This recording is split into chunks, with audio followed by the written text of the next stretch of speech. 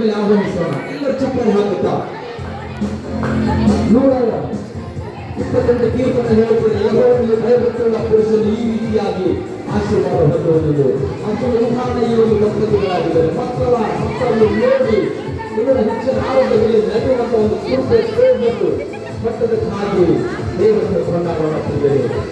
ಈಗಿನ ಕಾಲದಲ್ಲಿ ನಾನು ಮೊದಲನೇ ಒಂದು ದಂಪತಿಗೆ ನೋಡ್ತಾ ಇದ್ದೇನೆ. 68 ವರ್ಷ ಜೊತೆಯಲ್ಲಿ ಆರೋಗ್ಯದಿಂದ ಪ್ರಗತಿ ದೇವರ ಮಹಿಮೆಗಾಗಿ ಜೀವಿಸ್ತಾ ಇರಬೇಕಾದ್ರೆ ಅವರು ಹೆಚ್ಚಾಗಿ ದೇವರನ್ನು ಕೊಂಡಾಡೋಣ. ಚಪ್ಪಾಳೆ ಚಪ್ಪಾಳೆ ಎಲ್ಲರೂ ಚಪ್ಪಾಳೆ ಹಾಕೋಣ. ಚಪ್ಪಾಳೆ ತಟ್ಟುತ್ತಾ ವೇದಿಕೆ ಮೇಲೆ ಅವರನ್ನು ಆಹ್ವಾನಿಸೋಣ. ಇದು ದೊಡ್ಡ ಆಶೀರ್ವಾದ.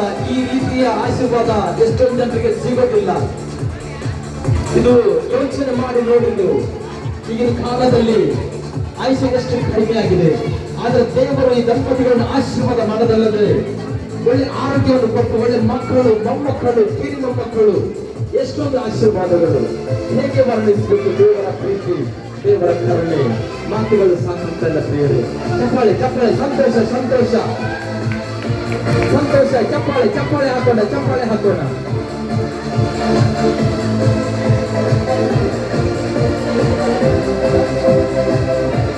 ಚಪ್ಪಾಳೆ ದಯಮಾಡಿ ಎಲ್ಲರೂ ಚಪ್ಪಾಳೆ ಹಾಕಿರಿ. ದಯಮಾಡಿ ಚಪ್ಪಾಳೆ.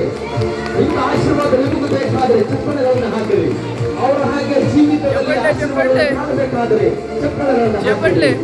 ತಂದೆ ದೇವರನ್ನು ಕೊಂಡಾಡಿರಿ.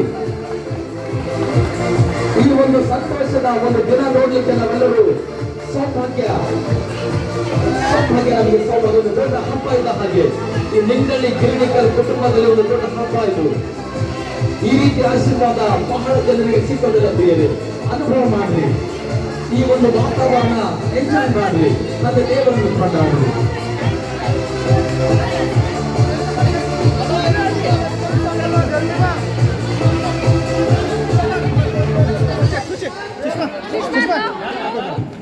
ದಯಮಾಡಿ ವೇದಿಕೆ ಮೇಲೆ ಬರಬೇಕಾಗಿ ಕೇಳಿಕೊಳ್ತೀನಿ. ಮುಂದಿನ ಕಾರ್ಯಕ್ರಮ ಸುಷ್ಮಾ ರಾಣಿ ಅವರು ನಡೆಸಿಕೊಳ್ತಾರೆ. ಒಂದು ದೊಡ್ಡ ಚಪ್ಪಾಳೆ ಇನ್ನೊಂದು ಸಾರಿ ಕರ್ತನಿಗೆ ದೊಡ್ಡ ಚಪ್ಪಾಳೆ.